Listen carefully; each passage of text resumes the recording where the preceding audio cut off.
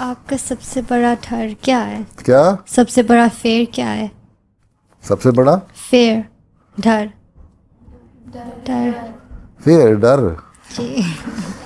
सबसे बड़ा डर ये है, मुझे वहाँ से जर्मनी में एक वो कलबानिया से एक आया था, उसने लिखा था कि क्या जमात अहमदिया के फैलने किस तरह फैलेगी, या अगर थर्ड वर्ल्ड वार होती है या मुसलमान किस तरह को, तो उसके बाद क्या होगा, हैं?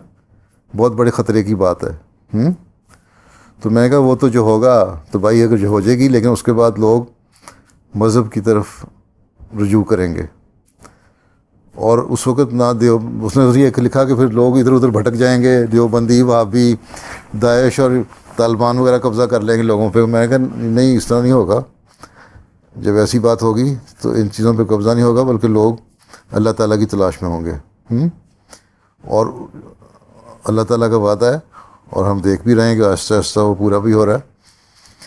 तो जमात अहमदिया ही है जो उस वक्त फिर लोगों को संभालेगी अल्लाह की तरफ लाने के लिए।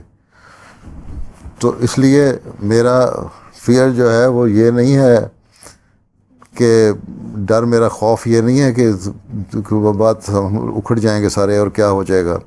डर मुझे ये है कि हम जमात अहमदिया के लोग जो हैं, हम इस काबिल होंगे उस वक्त कि जो आने वाले लोग हैं उनको संभाल सकें, उनकी सही तरबियत कर सकें। हमारी अपनी तरबियत अच्छी होगी तो हम लोगों को सही अल्लाह का रास्ता बता सकेंगे ना। अगर हम ही नमाज़ें पढ़ने वाले ना हों, जो कल परसों मैंने खुतबे में कहा था, 3 नमाज़ें पढ़ के हम कहते हैं बड़ा फ़ख्र है, हम 3 नमाज़ें पढ़ते हैं 5 के बजाय, तो उसका क्या फ़ायदा? फिर दीन का इल्म हमें ना हो। इसलिए सबसे बड़ा खौफ जो मुझे है वो ये है कि जब ऐसा मौका आएगा जब ब्रेक थ्रू होना होगा जमात अहमदिया का, उस वक्त चाहे हम हो ना हो, लेकिन उस ब्रेक थ्रू के वक्त में जमात अहमदिया के लोग इतने ट्रेंड होंगे और इतने अल्लाह ताला से ताल्लुक़ होगा कि वो लोगों को संभाल सकें और दीन की रास्ता बता सकें।